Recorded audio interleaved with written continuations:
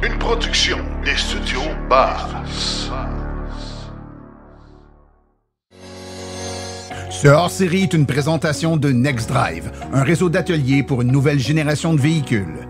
Confiez l'entretien et la réparation de votre VE à des techniciens certifiés et propulsés par NAPA.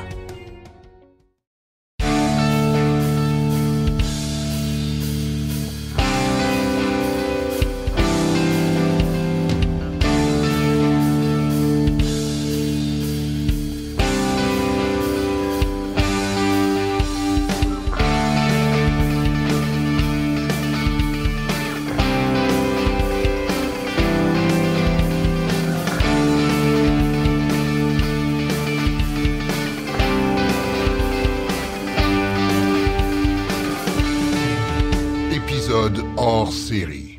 S'il y a bien quelque chose qui stresse un paquet de monde, c'est se magasiner un auto. Autant c'est un moment extraordinaire parce que c'est excitant, hein, comme on dit, d'avoir un char neuf.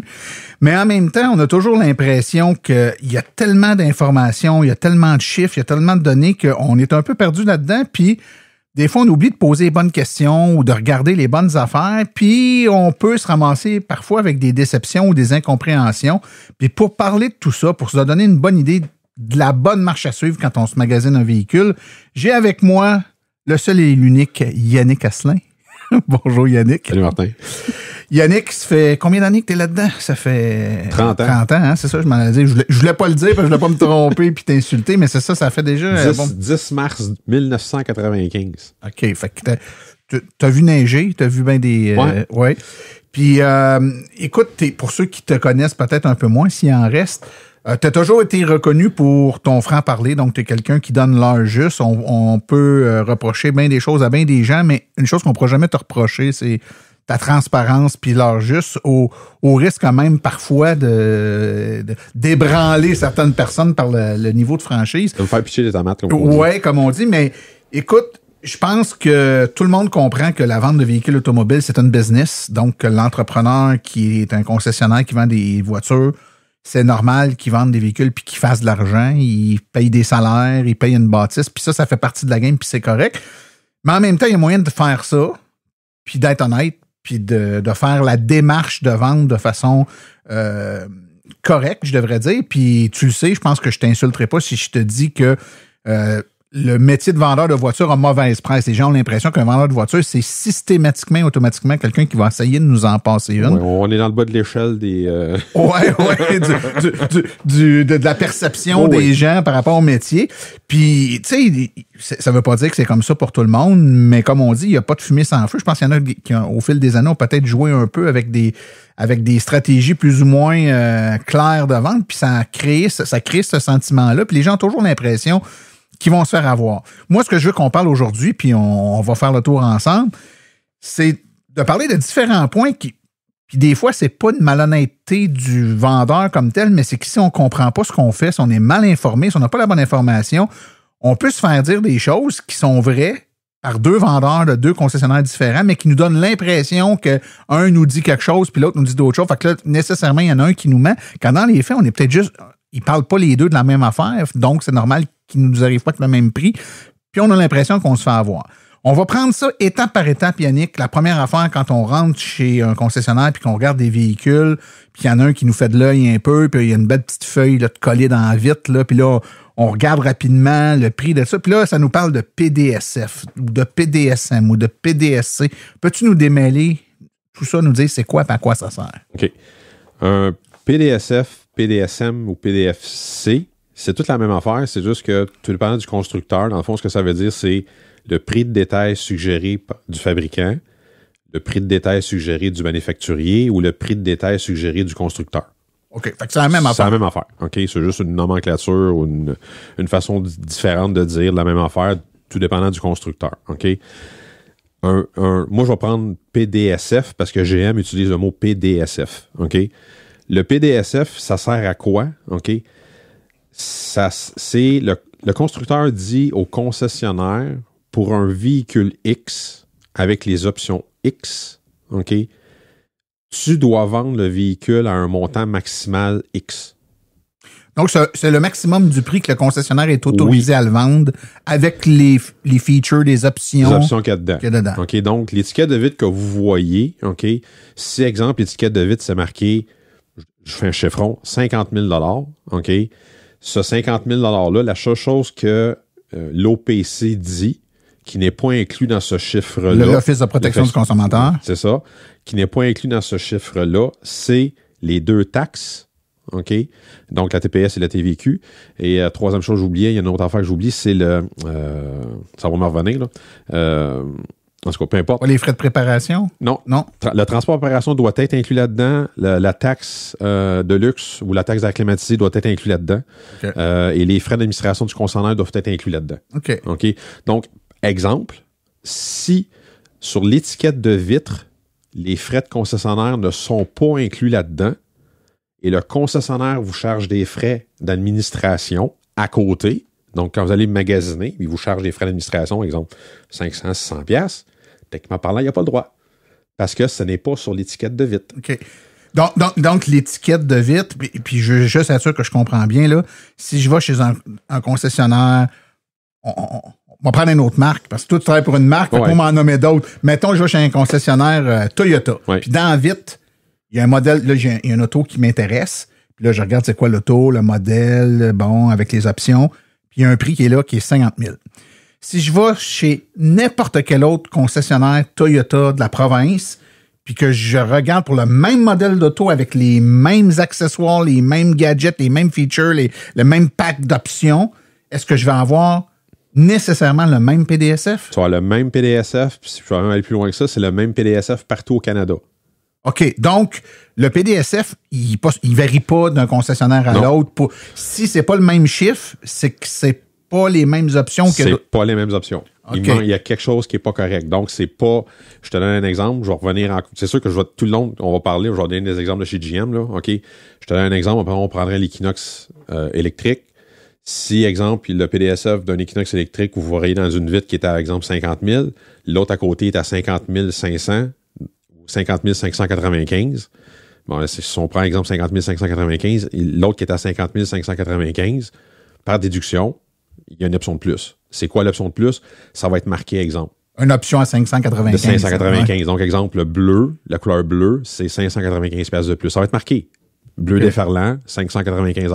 OK, donc, puis ça, c'est important, Yannick, ce que tu dis, parce que si moi, je vais te voir, puis tu me montes un véhicule à 50 000, puis que moi, je vais voir exactement le même véhicule chez un autre concessionnaire, mais ça donne que dans le showroom, il est bleu, il sera pas le même prix. Mais si toi, ce que tu m'avais montré, c'était le bleu, il aurait été le même prix. Oui. C'est parce que c'est pas la même couleur et qu'une couleur qui est une option qui a un prix qui est rattaché à ça. Ou exemple, quelqu'un qui dirait, je sais pas, moi, je te donne un exemple, tu regardes un véhicule qui est dans le showroom, puis le véhicule est à 50 350, puis tu regardes un autre véhicule ailleurs dans un autre showroom ou dans le cours qui est à 50 000, lui qui est à 50 350, il y a une option de plus. Ça peut être, exemple, des tapis d'hiver, ça peut être des garde-boue, ça peut être n'importe quoi d'autre. Sur l'étiquette de vitre, ça va être marqué. Ça va être écrit. C'est toujours marqué. Okay. Donc, ça, c'est une règle, si on veut comparer des pommes avec Macintosh avec des pommes Macintosh, là, le PDSF, le prix de détail suggéré par le fabricant, c'est une façon d'être certain qu'on parle d'un véhicule qui a les mêmes groupes d'options, parce que dès qu'il va se rajouter ou qu'il va s'enlever des options, le prix va varier un peu. Puis c'est pas une question de marge de profit du concessionnaire. Non. Et tu as dit tantôt que c'était le maximum, le prix maximum auquel le concessionnaire doit le vendre. Est-ce que ma déduction est juste si je te dis qu'ils doivent pas mal toujours le vendre à ce prix-là, à moins d'être dans une fin, là, puis ils veulent les écouler? Ben, ça va dépendre. Là. C'est sûr que, mettons, je reculerais, mettons l'année passée, ou quand il n'y a pas de modèle, il y en a très peu de modèles, ça va arriver que les concessionnaires vont garder la marge de profit, ils vont dire non, c'est ce prix-là, c'est ce prix-là. C'est sûr que si on regarderait aujourd'hui, mettons, on prend Tesla, on prend Polestar, on parle des marques qui sont non négociables. C'est ce prix-là, c'est ce prix-là. OK? Si on va, par exemple, d'autres marques comme GM de ce temps-ci, les Equinox, les Blazers, ils vont les liquider. Oui, on va les négocier. OK? Bon. Donc, le concessionnaire peut accepter de baisser sa marge de profit, donc va vendre un peu en bas du PDSF. Oui. Mais il ne pourra jamais vendre plus cher que le PDSF. La loi l'empêche. La loi l'empêche. D'où ce que je te parlais tantôt, les frais de concessionnaire. Ce qu'on va regarder, exemple, tu sais ce que je te disais tantôt, les frais de concessionnaire. Sur l'étiquette de vitre chez GM, ça va être marqué, le concessionnaire peut charger jusqu'à 500 ou 699 $ de frais. Jusqu'à. Fait que si le concessionnaire vous dirait, moi, je charge 799 de frais, il va à l'encontre de l'étiquette de vitre. Donc, passible de se faire poursuivre par l'OPC. Là, vous dites, mais là, à ce moment-là, vous pourrez mettre votre pied à terre et dire, non, garde, c'est marqué sur l'étiquette de vitre. Les frais, c'est de temps. C'est comme le prix à la pompe, hein? Ils disent souvent que le prix à la pompe prévaut sur l'affichage. Là, c'est ça. Ben, c'est un peu la même chose. Il est obligé de s'en tenir à ce qui est à l'étiquette. Puis l'étiquette, il peut pas la trafiquer non plus. Il peut pas marquer quelque chose à la main sur cette étiquette-là non plus. C'est une étiquette qui est imprimée. T'sais. L'exemple que je donne souvent, c'est comme si vous allez acheter une canne de bine chez Métro, puis sur la tablette, c'est marqué, exemple, 1,99. Vous arrivez à la caisse, puis à la caisse, ça passe à 2,49. Vous allez dire quoi? Ben regarde, moi, sur l'étagère, c'est marqué 1,99. Vous allez vouloir payer 1,99. Ouais. L'étiquette de vide d'un véhicule, c'est exactement la même affaire. C'est ça que vous devriez payer, pas une scène de plus. Okay. Peux-tu nous donner en détail, est-ce que ça sert à autre chose, autant pour le concessionnaire que pour l'acheteur, ce prix de détail? Dans le fond, comme on vient de parler, c'est comme, pour vous, en tant que consommateur, là, c'est ça, quand vous magasinez, c'est important de savoir c'est quoi le PDSF de votre véhicule. Donc, quand vous allez magasiner, moi, ce que je vous conseille, c'est aller en ligne et regarder le PDSF du véhicule que vous voulez. Donc, allez, par exemple, sur le site de GM ou sur le site de Toyota ou sur le site de Nissan, construisez-vous un véhicule, regardez le PDSF que ça va vous donner. À partir de là, quand vous allez magasiner, mettons, 1 ou 2 ou 3 concessionnaires, le PDSF, posez la question à votre vendeur. C'est quoi le PDSF? Si vous arrivez à un PDSF différent de qu'est-ce que vous avez en ligne, posez la question au vendeur. Parce que moi, regarde, le PDSF que moi j'ai en ligne, c'est 50 000. Pourquoi toi, tu arrives à 49 000? Et étant donné que c'est régi, je te donne si j'ai bien compris la leçon, ça veut dire quand toi, tu t'es construit en ligne, puis lui, ce qu'il te propose, il n'y a peut-être pas tout à fait les mêmes options, peut-être pas la même couleur. C'est parce que moi, vous me demandez telle option. C'est parce qu'il manque telle option. Je t'ai demandé d'avoir telle option ou telle couleur. Pourquoi tu n'as pas le même PDSF? Mais à cause de telle. OK, là, je comprends. Là, vous arrivez à l'autre concessionnaire. Mais pourquoi toi, tu arrives à un autre PDSF à cause de... Fait comme ça, vous vous assurez que quand vous magasinez d'un concessionnaire à un autre concessionnaire, vous magasinez le même véhicule. Pour revenir à ce que tu disais tantôt, mais vous magasinez des pommes Macintosh tout le temps. Des Macintosh une place, puis des Lobo une place, puis des Polaroid une autre place. Ouais. Donc, c'est toujours des Macintosh tout le temps. Exactement. Ça, ça permet des choses. Pour le constructeur ou le concessionnaire, le PDSF, ce que ça va faire dans le cas d'une location automobile, ça va faire, c'est comme la valeur résiduelle dans le cas d'une location, c'est calculé là-dessus. OK? Donc, nous, quand on calcule la valeur résiduelle, on va dire le prix de détail suggéré. Exemple, on prend toujours l'exemple de 50 000 $. On va dire une location de 48 mois, c'est 49 % du PDSF. Donc, la valeur résiduelle, on va dire 49 % du 50 000 ou, exemple, 50 % du 50 000. Votre valeur résiduelle pour, exemple, 24 000 clients par année, c'est 25 000 $ à la fin du 48 mois. C'est ça que ça va servir. Donc, c'est la base du calcul d'une valeur résiduelle. Donc, c'est important pour vous autres aussi. C'est ça. OK, excellent. Donc, quand vous magasinez une location, si votre PDSF est différent d'un concessionnaire à l'autre, puis vous magasinez toujours une location, toujours avec le même nombre de kilomètres, le même terme de 48 mois, si la valeur résiduelle à la fin est différente, il y a quelque chose qui ne marche pas plus. Il n'a pas pris le même taux d'intérêt, mais normalement... Non, ça n'a pas rapport. Les valeurs résiduelles, c'est... non, ça n'a pas rapport, effectivement. Donc, si votre valeur résiduelle est différente, soit que c'est pas le même, le PDSF n'est pas pareil. Non, c'est sûr que c'est ça. Il y a quelque chose qui n'est pas pareil. Ou il n'y a pas le même kilométrage. C'est un ou l'autre. Ouais, OK. Excellent. C'est bon, ça, Yannick. Je pense que déjà, ça nous donne une bonne base. Souvent, quand on va se magasiner une voiture, à moins qu'on soit un jeune, puis c'est notre première, là, mais la plupart du temps, on a déjà une voiture. Ouais. Hein? On n'arrive pas là à pied, on arrive là avec notre voiture. Et on veut passer cette voiture-là, peut-être, dans l'échange. À quoi il faut faire attention? Qu'est-ce qu'il faut regarder quand on prévoit un échange? Moi, je vous dirais la première chose à faire, allez en ligne.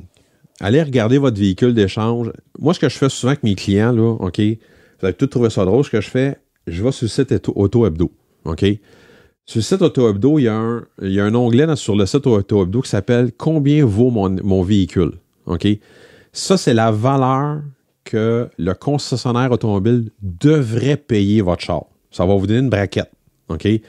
Ça ne prendra pas en considération l'état de votre véhicule, mais ça va vous donner une bonne idée comment que le concessionnaire devrait payer votre char. Donc, on rentre le modèle, l'année, puis le kilométrage, etc. Ça va vous dire, exemple, je vous donne un exemple, mettons, pour une boat, je sais pas, moi, 2020 à 140 000 km, le concessionnaire devrait payer, je lance un chiffre de même, je ne sais pas par cœur, mettons, entre, 10 000 puis 14 000 $. OK? Ça va vous donner une braquette de prix. Basé sur le prix qu'actuellement se vend sur le site Auto-Hebdo? Non, sur le prix que le concessionnaire devrait payer. Devrait payer, OK. OK? Pas le prix vendant, le prix devrait payer. OK? Parce qu'entre le prix vendant puis le prix que le concessionnaire devrait payer, il y a une marge. C'est sûr, parce qu'on ne paiera jamais le prix vendant. Je dis, mais non, c'est ça. Tout, faut t'en revendre après. Faut la revendre. Il faut remettre le véhicule en état. S'il y a des réparations à faire, il faut le laver. Il est possible que le prix que le concessionnaire devrait payer est 14 000, mais que quand tu regardes des Bolt à peu près de la même année, ils sont 16 000, 17 000. En général, c'est 3-4 000 de moins. Tout dépendant de l'état de la voiture. En général, c'est à peu près 3-4 000 de moins. OK. Fait que si, exemple, vous promenez ces sites, mettons, des marketplaces de ce monde, tous les sites de revente, les Kijiji, etc., vous voyez votre véhicule, mais ça se revend à 18. Attendez-vous à que le concessionnaire va payer peut-être 14 à 15 000 votre véhicule. Mais déjà là, c'est une bonne information, Yannick, parce que les gens ont peut-être pas cette notion-là de l'écart entre le prix du marché. Hein, quand tu regardes, une auto comme la mienne, là, c'est autour de 18 000 pas mal partout. Puis là, tu es surpris que le concessionnaire ne donne pas 18 000. Ben oui, mais lui, il faut qu'il revende après. Lui, il faut qu'il revende aux alentours de 18 000. Ils se vendent partout 18 000. Fait que c'est sûr qu'il ne payera pas 18 000. Il faut qu'il fasse de l'argent dessus. Puis il va investir de l'argent, la nettoyer, la remettre top-notch. Fait que tu nous dis 3-4 000 en général. Ouais, en général. C'est sûr que si je vous donne un exemple, si vous arrivez avec un convertible, vous êtes au mois d'octobre, pas trop vendeur. Parce que les gars qui achètent des convertibles, ils cherchent pas des convertibles au mois d'octobre. Puis les filles, elles ont? Pas plus. Mais quand je dis gars, c'est en général. Ouais, en général. Je veux dire, les gens cherchent pas des convertibles au mois d'octobre. Ils vont commencer à chercher des convertibles au mois d'avril-mai. OK? Fait que, tu sais, le concessionnaire va regarder le convertible, il va dire, bon, attends une minute, au mois d'octobre, je vais peut-être pogner avec ce char-là jusqu'au mois de mars-avril. Va-tu falloir que je tasse ce char-là tout l'hiver? Puis, bon, tu sais, fait que là, OK, dans 6 mois, ce char-là va valoir combien? Fait que, tu sais, c'est dans sa tête, il va dire, bon, vas-tu perdre de l'argent avec ce char-là au mois d'avril, au mois de mai, tu sais? Fait que c'est toutes des affaires qu'il va se mettre à regarder, puis il va dire, bon, comment je paye ce char-là à cette heure? Tu sais? Fait que c'est toutes des affaires que le concessionnaire va se mettre à regarder, puis il n'est pas trop sûr. Bon, OK. Mais ça dépend tout le temps. Ça, c'est une des variables qu'il va regarder. Mais comme je dis, ça dépend toujours du véhicule. Le gars qui arrive avec un gros Jeep, il est au mois de mars, ouais, peut-être, tu sais. Ouais, OK, les portes vont se défaire, le monde va trouver ça le fun. Faut regarder. Il y a bien des. Tu sais, le gars qui arrive avec un Corvette au mois de novembre, là, ouais. Un Corvette au mois de novembre, tu sais, ouais, pas trop vendeur. Non, ça, les gens les mettent à l'intérieur pour l'hiver, habituellement. Ouais. Fait que, tu sais, il y a une question de marché là-dedans. Fait que ça, c'est la première affaire que je dis quand vous regardez un échange. Si vous regardez pas, par exemple, le site Auto-Hebdo, vous regardez, mettons, plus, exemple, les Kijiji, les packs, ce que je dis souvent à mes clients, quand vous regardez ces sites-là, moi, ce que je dis, c'est faites comme les Jeux aux Jeux olympiques. Vous faites une moyenne de qu'est-ce que vous regardez. Enlevez les plus hauts montants que vous voyez pour les équivalents. Fait que montant, vous dites, moi, j'ai un Bolt 2020 qui a 140 000 kilos, vous regardez un équivalent, là. Enlevez les plus gros montants que vous voyez, puis enlevez les plus petits montants que vous voyez. Les plus gros montants que vous voyez, moi, j'appelle ça des vieux pieux. J'espère être capable de le vendre, ce prix-là. OK? Puis enlever les plus petits montants. En général, c'est parce que c'est des véhicules qui ont été accidentés, ils sont en très mauvais état, etc. OK? Vous faites une moyenne avec ça, là, puis ça va vous donner une bonne idée comment votre véhicule, vous pourriez le vendre. OK? Fait que ça, c'est une façon de savoir votre valeur de votre véhicule. Ça, c'est une affaire à faire. Bon, ça, on a parlé de ça. À cette heure, quand vous arrivez vous êtes rendu au concessionnaire, vous avez fait évaluer votre véhicule, le vendeur vous dit votre montant. Première question à poser à votre vendeur. Écoutez-le quand il vous dit votre montant. OK? Vous avez des vendeurs qui vont vous dire, Monsieur le client, Martin, ton véhicule, ça vaut 10 000 $ plus taxes. Il y a d'autres vendeurs qui vont vous dire, Martin, ton véhicule, ça vaut 11 500 $ taxes incluses. C'est la même affaire, là. Il y a des clients qui vont dire, il me donne 11 500 $, l'autre me donne 10 000. Oui, mais 10 000 plus taxes. Oui. C'est ça, il faut rajouter 15 % ou à peu près, là. Oui. Mais c'est le même montant, vous de ligne. Oui, c'est ça. OK? Fait que c'est important d'écouter ce que le vendeur va vous dire. S'il vous dit 10 000 $, puis il dit pas plus, il dit pas rien de plus, posez-y la question. C'est-tu 10 000 taxes incluses ou c'est 10 000 plus taxes? Posez la question à votre vendeur. Plus vous allez poser de questions, plus ça va être facile. OK, c'est 10 000 $ plus taxes. OK? Ouais. Parce que dans le fond, quand on dit plus taxes ou taxes incluses, je dis toujours à mes clients, monsieur le client, c'est 10 000 $ plus les taxes que vous allez sauver sur votre 10 000. Comme tu as dit tantôt, moi, je suis clair comme de l'eau de roche. Parce que les gens qui ont la misère à comprendre, c'est les taxes qu'on sauve sur le véhicule d'échange. Donc, si je reprends ma transaction de tantôt, si je vous vends votre véhicule 50 000, vous avez un véhicule d'échange de 10 000, vous ne payez pas les taxes sur 50 000.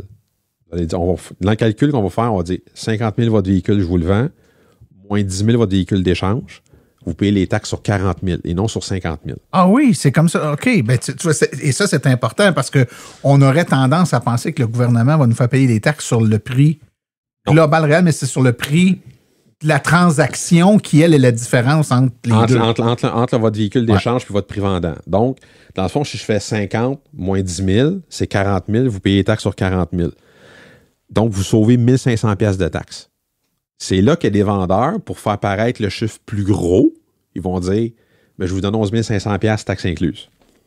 Mais c'est juste une question de tournure de phrase pour paraître le chiffre plus gros. C'est la même chose. C'est le même mot de chiffre. Ouais, Okay? Fait que ça, c'est une des premières affaires à faire. OK? L'autre affaire que vous devez faire, OK, c'est quand ils vous donnent votre chiffre de votre évaluation, c'est une évaluation qui a été faite en bonne et due forme?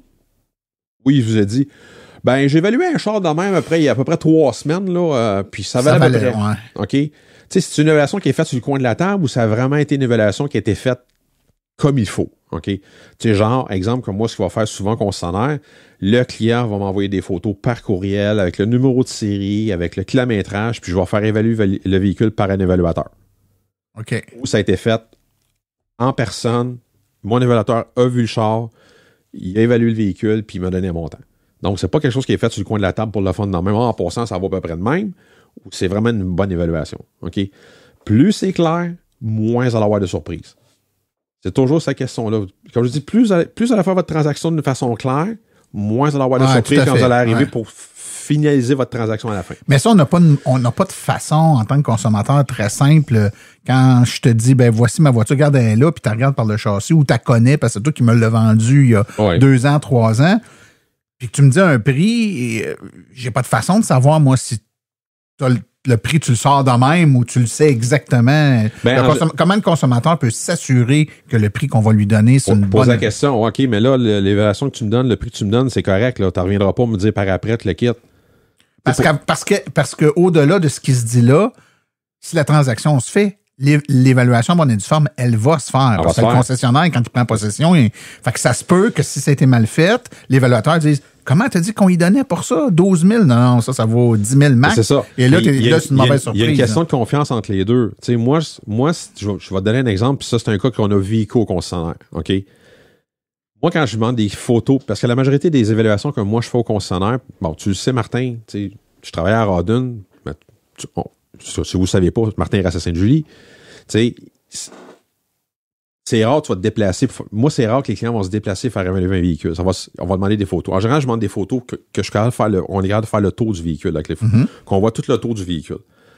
On a déjà eu un client, il nous a envoyé des photos de tout le tour de son camion, sauf un bar.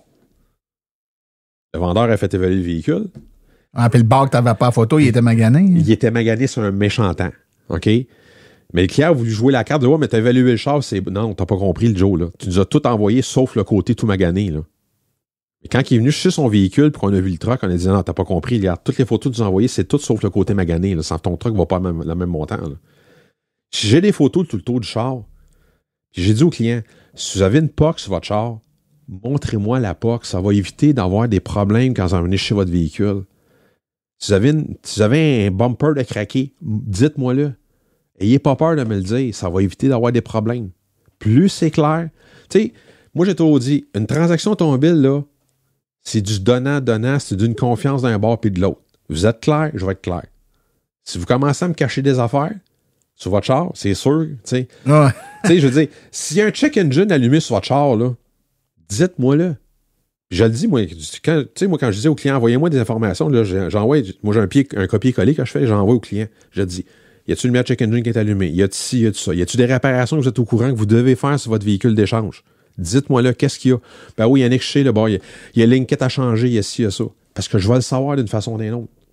Et que ça évite d'avoir des problèmes par après. Ouais, puis ça fait en sorte que le prix que tu vas lui donner, qui est basé sur une évaluation de son véhicule en retour, le chiffre va rester bon, puis il n'y aura pas de surprise. Bingo. Exact. Bingo, OK. c'est exactement ça. Fait que de cette façon-là, on est sûr que tout est correct, puis il n'y aura pas c'est tout, on va dire en bon français, entre guillemets, tout est kosher. Est-ce que le concessionnaire peut montrer une valeur d'échange qui n'est pas réelle? Ben oui. Ça, c'est la façon, quand je pourrais dire, ça, c'est le plus vieux truc dans le livre qui existe. Puis c'est l'affaire que, je veux dire, ça fait 30 ans que je vends des véhicules. J'ai été à l'école de vendeur parce qu'il y a des cours de vente automobile qui existent. Puis c'est des affaires qu'on apprend à l'école de vente, là. OK? Je te donne un exemple. On va toujours reprendre mon exemple de 50 000. OK? Exemple. Je te vends le véhicule de 50 000.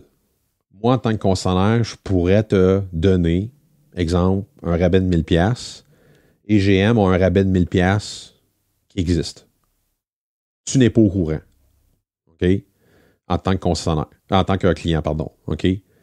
Fait que j'ai un 2000. J'ai un 2000 qui dort. Un 2000 de rabais que je pourrais avoir, mais que toi, tu m'as pas dit. Là. Que je t'ai pas parlé. C'est comme on dit, une carte dans ta dans ma manche. poche. Ouais. OK? Je te donne 10 000 $ pour ton véhicule.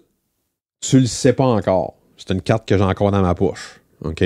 On parle, on jase, on parle, on jase. En jasant, tu me dis, ben moi, je serais capable de faire, moi, j'aurais 12 000 $ mon char, je pourrais faire ma transaction. J'aurais bien du bon sens, je ferais ma transaction. OK? Tu viens de me dire que tu veux 12 000. J'ai 10 000 pour ton char. Moi, j'arrive, je te dis, regarde, j'ai 12 000 $ pour ton véhicule. Ce que j'ai fait, c'est, je vais dire, au lieu de te donner 2 000 $ de rabais sur ton véhicule neuf, je vais prendre le 2 000, je vais monter la valeur de ton char de 2 000. L'autre concessionnaire qui ne t'a pas fait parler, lui va dire, regardez bien, là, prenez un papier et un crayon, ce que je vais vous dire là, vous allez arriver même en faire en bout de ligne. Là, OK? On va prendre la transaction du premier concessionnaire, qui a été clair, net et précis, puis qui ne vous a pas fait parler.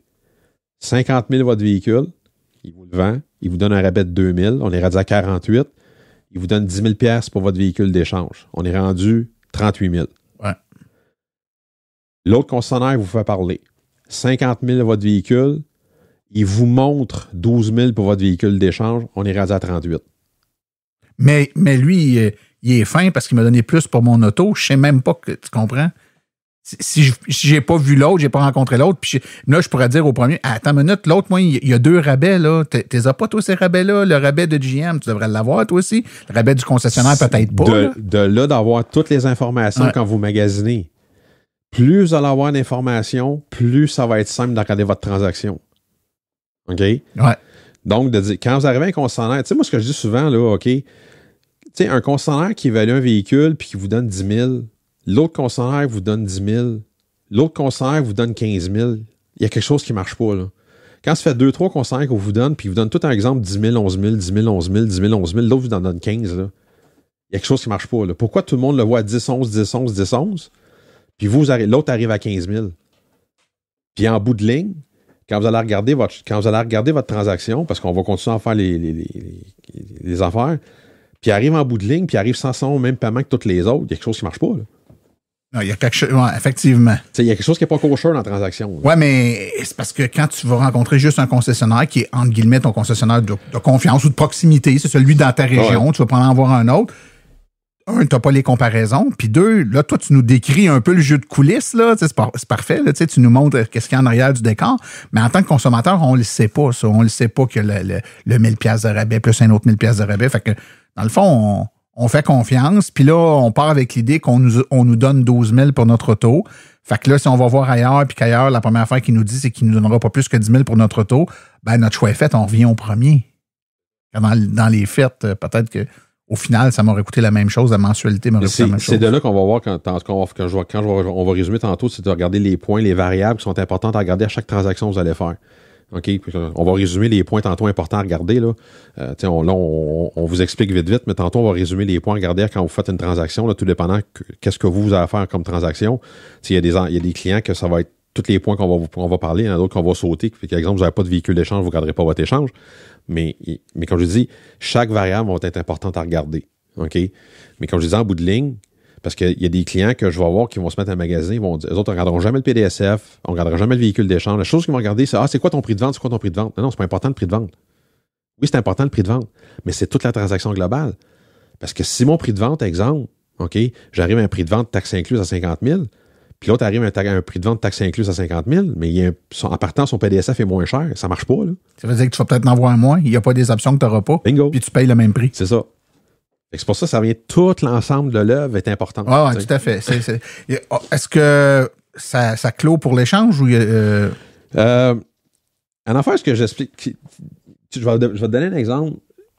Quelque chose que, quand vous avez un doute sur la valeur d'échange, si vous avez un doute par rapport, ouais, tu sais, essaie-tu de m'en passer une sur la valeur d'échange ou essaie-tu de montrer quelque chose? Tu sais, exemple, je reviens tantôt à ce que je disais. Tu sais, quand ça fait 2, 3 consignes, vous faites, ça fait 10, 11, 10, 11, 10, 11 tout le temps, puis lui est rendu à 15, votre véhicule d'échange. Faites juste lancer une question de même. Ouais. Mettons que, je te donne un exemple, tu sais, je suis pogné entre le Blazer électrique puis le Mustang Mach-E, là. Mettons que vous êtes chez Ford, là, puis ils vous donnent 15 000 votre char, là, OK? Mettons que, je sais pas, moi, mon choix s'arrête sur le Blazer, puis ça me tente pas le Mach-E. À 15 000, t'es-tu acheteur, mon char, encore? Mettons que je décide de pas choisir la Mach-E. La transaction, j'achète pas un nouveau char chez vous, mais tu me rachètes-tu Tu m'achètes-tu encore mon char pour 15 000 $? Vous allez voir sa réaction. S'il fait bebe, là, puis il se trouve n'importe quelle raison pour acheter votre char, là, son 15 000 $, il vous l'a montré. Là. C'est pas un vrai 15 000. S'il vous dit oui, là, ben, je suis encore acheteur pour ton 15 000 $, c'est un vrai 15 000. OK, excellent. C'est une façon de voir. Tu sais, surtout quand, parce que de ce temps-ci, on les voit souvent. Tu sais, on voit des fois, tu sais, comme, il y a un concessionnaire pas loin de Rawdon, là, tu sais, s'il y a un gros truck en face du dealer, puis achète n'importe quel véhicule de n'importe quelle marque usagée, tu sais. OK. C'est beau. On va voir si tu vas les acheter. Ça dépend du prix que tu veux. Hein? Tout se négocie. Quand on magasine notre voiture, Yannick, il y a souvent des options soit qui viennent ou pas avec, ou qu'on veut négocier avec. Là, je parle de pneus d'hiver, les vitres teintées, les garanties, etc.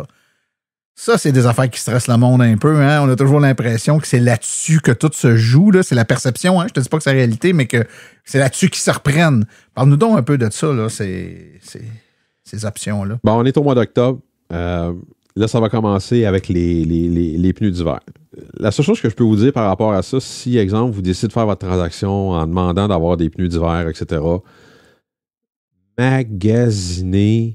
Si vous magasinez, mettons, d'un concessionnaire à un autre concessionnaire ou d'une marque à une autre marque, magasinez toujours la même affaire. Laissez pas le vendeur décider des pneus que vous voulez avoir dans votre char.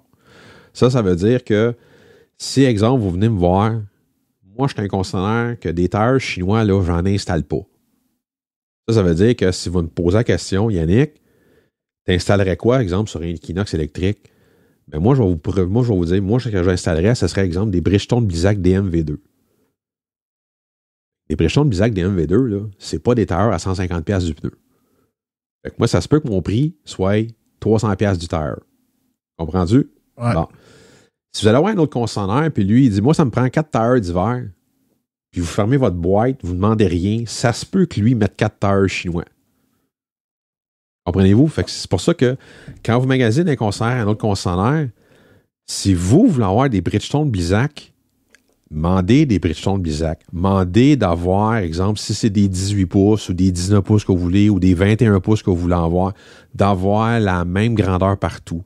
Si c'est des roues d'acier que vous voulez, d'avoir les mêmes roues d'acier, les mêmes mags. Si vous voulez avoir des TPMS dans votre véhicule, les sensors pour la pression des pneus, d'avoir la même affaire tout le temps. Ça va vous éviter d'avoir des mauvaises surprises. OK? On va aussi avoir des clients qui vont magasiner ils vont nous demander d'avoir l'assurance invalidité, par exemple, sur leur location, sur leur financement. OK? Pour une raison X, Y, Z, parce qu'ils n'ont pas d'assurance invalidité à leur travail, bon, peu importe. OK? Ça aussi, une assurance invalidité, c'est une assurance invalidité. Non, ça change. Parce qu'il y a des assurances invalidité complètes, puis des assurances invalidité avec des banques d'invalidité. Fait que si tu tombes sur un concessionnaire qui est moindrement, qui joue ses mots, on va dire, t'as une assurance invalidité, mais c'est une banque d'invalidité. Mais toi, c'est pas ça que tu veux. Tu veux une assurance invalidité complète, par exemple, pour ta location de 48 mois. Mais lui, c'est pas ça qui t'arrête de te vendre, c'est une banque d'invalidité pour une période de 6 mois, 12 mois. Ça marche plus, là.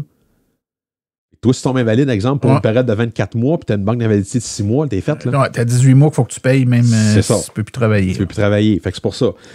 Exemple, si tu décides de magasiner avec une garantie, mais c'est important de savoir, c'est le nombre d'années que tu veux, c'est quoi? Tu veux-tu couvrir 72 mois? Tu veux-tu couvrir 84 mois? Tu veux-tu couvrir le kilométrage que tu veux dedans? C'est quoi? C'est quoi la compagnie qui est en arrière? Ça vient-tu du manufacturier? C'est une compagnie tierce? Ça couvre quoi? Fait que quand tu te magasines une voiture puis que le vendeur te propose comme option de prendre la garantie prolongée, maintenant, veux-tu la garantie prolongée?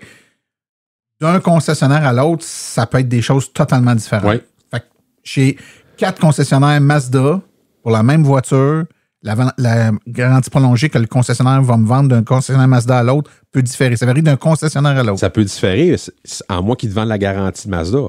Là, ça va être la même partout. Ça va être la même affaire, mais encore là, c'est de vérifier. Tu sais, dans le fond, ce point-là, c'est par rapport à si toi, tu décides, quand tu magasines, d'avoir la garantie avant. Pas quand tu arrives, un coup, tu as fait ta transaction, tu rentres dans le bureau du directeur commercial. C'est avant. Parce qu'on va rencontrer des clients qui vont dire, moi, je magasine un véhicule, je fais un financement de 72 mois, je fais 20 000 km par année, je veux avoir une garantie de 6 ans, 120 000 km, garantie complète de A à Z. Il sait déjà ce qu'il veut, c'est clair, net et précis. C'est ça qu'il veut. Ouais. OK? Donc, puis exemple, va dire, moi, ce que je veux, je vais avoir une garantie de GM qui va couvrir le véhicule de A à Z, puis je vais avoir une franchise à 100$. Donc, quand il va magasiner, il faut qu'il s'assure que quand il magasine, par exemple, 3 concessionnaires, que la même garantie, donc 6 ans, 120 000 km, franchise à 100$ qui vient de chez GM. Parce qu'il peut avoir une franchise à 0 qui va coûter plus cher, puis il peut avoir une franchise à 200$ qui va coûter moins cher. Ouais, c'est comme les assurances quand on assure notre voiture. C'est ça. Donc, s'il pourrait tomber sur un concessionnaire qui pourrait dire, ben, il ne m'a pas parlé de la franchise, je vais y mettre un 200$. Ça va coûter moins cher. Ouais. Je vais faire mon deal. Puis là, à la livraison, on dit, hey, c'est pas ça que je voulais, c'était un 200$. Ben, écoutez, monsieur le client, si vous voulez avoir un 100$, c'est que ça vous coûte tant de plus. Là, vous êtes rendu à acheter votre char. Vous êtes rendu à prendre livraison de votre char, là. Vous allez faire quoi?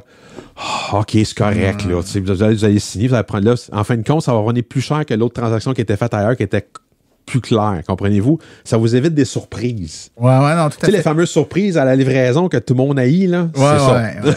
J'ai envie de pousser ma loc, Yannick, puis de te poser la question. Plusieurs disent garantie prolongée. Perds pas ton temps avec ça. Mettons que tu es prêt à payer X centaines de piastres par année de garantie prolongée, mais aller dans un compte de banque, puis si jamais il t'arrive de quoi, tu le prendras. On la prend ou on la prend pas, la garantie prolongée? C'est une question de fiabilité. Des fois, on peut acheter un véhicule et on lit plein d'affaires qui nous insécurisent. Puis c'est ça une garantie, c'est une assurance. Ouais. Au cas, on a toute une assurance pour le feu de notre maison, puis 99% des gens, leur maison ne passera pas au feu, mais on la prend pareil parce qu'on dit... En cas que. Mais sur une voiture, c'est un montant qui est plus petit. Beaucoup disent, non, garantie prolongée, c'est un racket de faire de l'argent, là. Moi, j'ai toujours dit à mes clients, il y a des clients qui ne pourront pas vivre sans. Il y a des clients qui vont dire, comme tu as dit, je vais prendre l'argent, je vais mettre ça dans un compte de banque, je vais le faire vivre à ma place. OK? Moi, j'ai toujours dit à mes clients, regardez ce que le directeur commercial va vous offrir, puis regardez, vous, le risque versus le montant d'argent qu'elle va vous demander pour ça.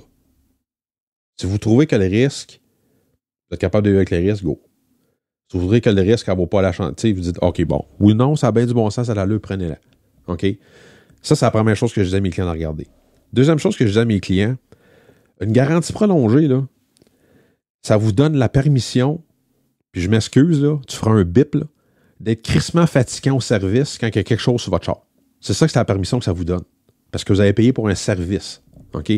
Parce que tu saurais le nombre de fois qu'on reprend un véhicule d'échange, que le client a une garantie prolongée. Puis quand on reprend le véhicule, on rentre le véhicule au service, puis qu'on trouve des affaires que le client, c'est pas grave. C'est pas grave, je vais le rendre. Il attend, puis ils ne font jamais réparation sur le char. Alors qu'il pourrait le faire gratos. Alors qu'il pourrait le faire gratos. Tu comprends-tu? Ouais, si tu le prends, utilise-la. Utilise-la. Tu comprends-tu? C'est ça. Ouais. Tu sais, comme la fameuse vitre électrique qui est en arrêt, mais qui n'a pas d'enfant. Là. Ouais, mais c'est parce qu'elle ne baisse pas. Rentre au service. T'as payé pour. T'as le droit d'être fatigant. Ouais. Puis, je me trompe-tu, Yannick, si je dis la chose suivante, c'est-à-dire que je donne un exemple que toi, tu vas comprendre parce que vous en avez vendu beaucoup. Là, une Chevrolet Bolt, là, en 2022, là, quelqu'un qui s'achète une Chevrolet Bolt, tu le savais que c'était un safe au niveau de la fiabilité. c'est une voiture qui était très fiable. Les gens disaient que j'ai jamais eu de char fiable de même comme une Bolt. Ils ont le problème comme toutes les autos, là.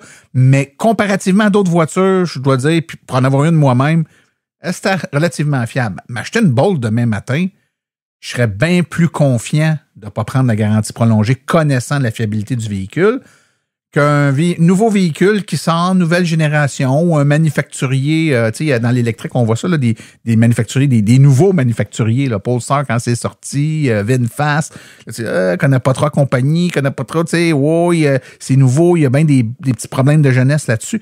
Là, c'est un peu plus insécurisant, donc là, on peut, le risque est plus grand, et là, notre tolérance, comme tu disais tantôt au risque, est un peu affectée, puis là, on se dit, dans ce cas-là, on va la prendre. Donc, je pense que ça pourrait être un peu normal aussi de jouer sur ce facteur-là quand on prend notre décision, au-delà de ce qu'on est capable de payer. Oui. Hein, c'est le risque est moins là. C'est ça. Tu sais, il y a une autre affaire, il y a plusieurs années, tu sais, comme je disais tantôt, ça fait 30 ans que je vends des autos, mais tu sais, j'ai été longtemps directeur commercial dans mon 30 ans d'automobile, OK? Puis il y a plusieurs années, il y a un gars qui travaillait chez GM, qui a pris sa retraite là, depuis ce temps-là. Il m'avait expliqué, il dit, Yannick, il dit, tu sais, le prix des garanties, sont calculés par des actuaires chez GM. Puis tous les constructeurs sont pareils. Tu sais, ils vont dire, si l'exemple, GM dit, exemple, pour un plan d'exemple de 6 ans, 120 000 km, ça coûte tant d'argent. Pour une franchise à 100$ ou une franchise à 0, puis une franchise à 200$, ça coûte tant. Le risque ou le coût de ça, c'est basé sur un facteur de risque. C'est calculé par un actuaire. Il regarde le nombre de claims qui sont faites. Ouais, c'est ça. Sur une période de 6 ans. Ce modèle-là rentre tout le temps pour des réparations. Bon. Il est plus à risque que tel autre qui rentre l'autre qui rentre moins souvent. Puis l'autre véhicule qui rentre moins souvent coûte moins cher, etc. Bon. Il dit, si tu veux savoir le facteur de risque, il dit pas compliqué à savoir. Il dit, prends, ça c'est à l'époque qu'il m'avait dit ça. Puis des fois, ça le fait souvent encore aujourd'hui, là. Il dit, prends le coût, exemple, de la garantie prolongée à 100$. Exemple. Mettons, il dit que la garantie coûte, exemple, 2500$. OK? Il dit, prends le coût de la garantie, exemple, avec la franchise à 200$. Il dit, si cette garantie-là coûte, exemple, 2000$, OK? Il dit, la différence entre les deux, c'est 500$. La différence de franchise, c'est 100$. Il dit donc, ça veut dire que le véhicule rend 5 fois service sur une période, exemple, de 6 ans. Il dit, chaque concessionnaire est capable de savoir le nombre de claims en argent qui est réclamé sur chaque réclamation. Chaque concessionnaire a une statistique. Ouais. OK? Exemple, à l'époque, OK, on savait, exemple, sur chaque claim qui était faite, mettons, le concessionnaire réclamait, exemple, je ne sais pas moi, 795$. Il dit, prends le chiffre, exemple 5, multiplié par 795$. Donc, exemple, 800$. Il dit 5 fois 800, il dit c'est 4000$. Il dit, tu charges 2000$ à ton client, 2500$ à ton client. Fait que là, tu as la différence entre les deux. C'est comme ça que tu sais si le client va rentrer dans son argent ou pas. Il dit, c'est simple de même. Mais là, je disais, mais comment ça, vous perdez de l'argent entre les deux? Il dit, on ne perd pas d'argent. Il dit, on va prendre l'argent. Il dit, cet argent-là est placé. C'est la même affaire que les compagnies d'assurance. Oui, c'est ça. L'argent ne dort pas sur la table. Il ne dort pas sur la table, est placé. Est placé à haut rendement. À haut rendement pendant X nombre d'années, etc. OK? Il dit, c'est sûr qu'il y a des clients qui vont claimer plus que le 5 fois, puis il y a des clients qui vont claimer moins que le 5 fois. Même affaire qu'une compagnie d'assurance. Il y a des clients qui vont avoir une perte totale, l'autre ne l'aura pas gros-té. Entre les deux, c'est ça en général qui va arriver. Il dit, ça, c'est une façon de le faire. Okay. Fait que ça permet. Ça, c'est une affaire comme j'avais regardé. Si je continue par rapport à ta garantie, OK? Son garde, aujourd'hui, en général, OK? C'est plutôt rare. Puis là, je vais exclure les chars électriques. Parce que les chars électriques, juste comprendre mon idée, là. C'est plutôt rare qu'on va claimer au niveau des véhicules à essence des moteurs et des transmissions. On claime toutes, sauf des moteurs et des transmissions. C'est tout l'auto. Les chars électriques, c'est la même affaire. On va claimer des airs climatisés, des directions, des écrans qui s'éteignent, des pitons qui ne marchent plus, c'est des suspensions, des lignes kits, des chars électriques qui n'avancent plus. Tout sauf des grosses pièces. C'est là qu'on claime. Mais ces maudites pièces-là, c'est 6, 7, 800, 900$ la shot. Tu sais, je sais pas, moi, le piton, le push, ben, il n'y a pas de push-start dans les Equinox électriques, là, mais mettons, le maudit push-start dans le char ne marche plus. Tu vois le genre. Ouais. Tu sais, c'est ça. Mais c'est des affaires de même ou le miroir électrique ne fonctionne plus, ou whatever, tu sais. Mais ces affaires-là, c'est 5, 600, 700 pièces d'achat, tout le temps. Mais ça arrive 2-3 fois, c'est 2100 pièces ça vient de te coûter. Ouais. Tu sais, c'est pour ça que ça va vite. Mais des fois, le client ne va pas ça vite de même. Des fois, il se passe à rien. Il va dire, fuck, j'ai payé pour rien. Puis après ça, l'autre, mais là, moi, j'ai rentré mon argent. Mais c'est le facteur de risque. Tu sais, comme je dis, ça revient à ce que je disais tantôt. Vous êtes à l'aise avec le facteur de risque, prenez pas ça. Ça me coûte 3000. Je mets ça sur mon paiement par mois à 0% ou à 2,4. Ça me coûte 20 pièces de plus. Je me casse pas le basic. OK, c'est correct. Clic. C'est comme ça qu'on regarde ça. OK, c'est une très bonne réponse. Je t'amène sur une autre piste complètement. Vas-y. Quand on magasine, oui, on peut donner notre voiture. On en a parlé en échange. Mais des fois, c'est du cash. Mm-hmm. On a un 4 000, un 5 000 qu'on veut mettre cash dessus. Ça a aussi des impacts sur l'évaluation de notre mensualité en bout de piste. Quand on magasine, j'imagine que la logique reste, c'est-à-dire que depuis tantôt, là, s'il y a une ligne directrice que je retiens de ce que tu dis, Yannick, c'est essayer de toujours comparer les mêmes affaires, même modèle d'auto, même... si on ne met pas le même comptant, si un, on ne dit pas qu'on va mettre 5 000 de cash, puis l'autre, on y dit, c'est sûr qu'on n'arrivera pas avec les mêmes prix. Là. C'est ça. Donc, si vous mettez du comptant, c'est toujours le même comptant partout, surtout en location. Parce qu'en location, ce que les gens ne savent pas, c'est en location, le comptant que vous mettez est détaxé. Donc, si vous mettez, exemple, on va faire un gros chiffre, là, on ne devrait pas mettre de comptant dans une location, ça c'est moi par exemple. Là. Je vais faire un chiffre pour que le monde. Mettons, vous mettez 11 500 pièces de comptant dans une location. Là. Sur votre contrat de location, là, ça ne sera pas marqué 11 500 $ de comptant, ça va être marqué 10 000. Parce que tout argent comptant que vous mettez dans une location, il faut qu'il soit détaxé. OK. Fait que c'est le 11 500 que tu donnes, c'est l'équivalent de 10 000 plus taxes, donc 11 500. C'est ça. Donc, ce qui arrive, c'est que si vous dites à un vendeur, comme moi, si vous me dites, Yannick, je vais te donner 10 000 de 11 500 de comptant dans une location, moi, ça va te marquer 11 500 pièces. Donc, je vais mettre 11 500 pièces. OK? Ce qui arrive, c'est que vous prenez moindrement un vendeur qui est moindrement un petit peu croche, mais il va peut-être dire, c'est 11 500 pièces plus taxes. Comprends-tu? Ouais. C'est pour ça que c'est vraiment important de poser des questions. T'sais, moi, je te donne 10 000 pièces, taxes incluses. Ou 11 500 pièces, taxes incluses.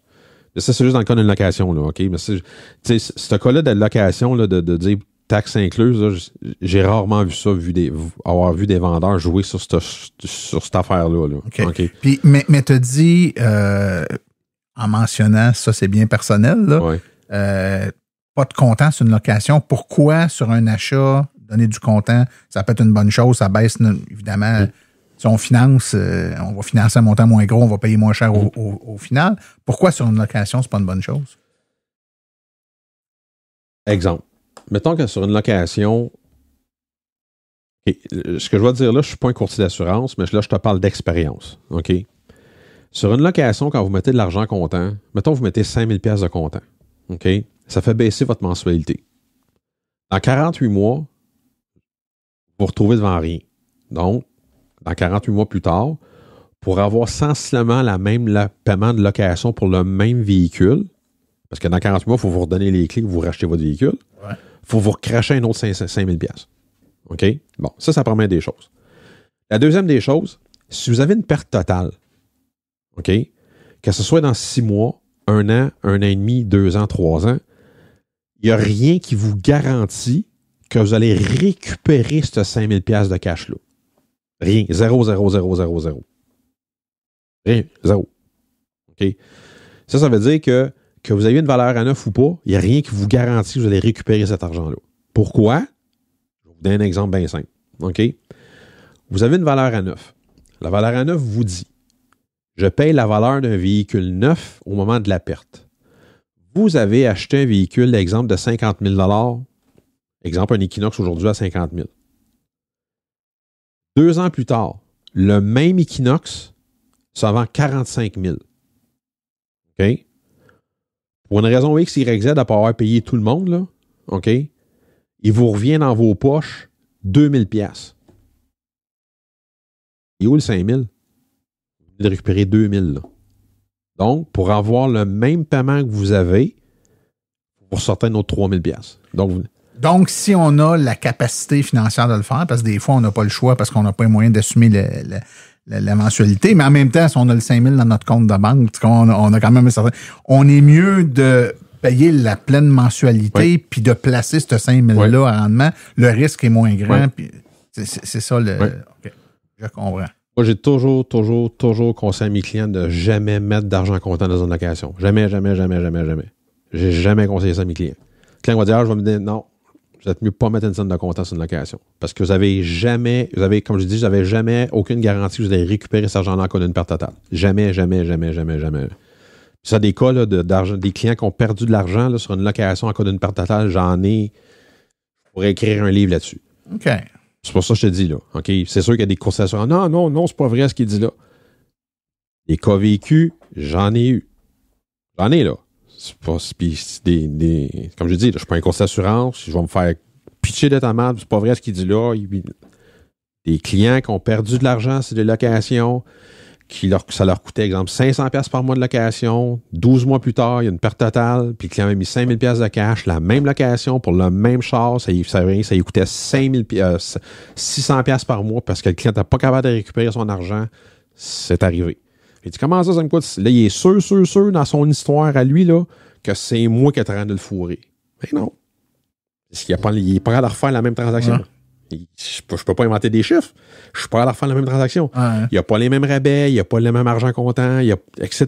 C'est pas moi qui ai fait. La situation a changé. La situation change. C'est tous les paramètres au moment de la perte totale, puis au moment qu'il veut refaire sa transaction. Parce qu'il ne faut pas oublier une chose. Quand vous faites une location, puis vous avez une perte totale, le contrat de location que vous avez dans les mains, là, il vient d'arrêter. Clop, c'est fini.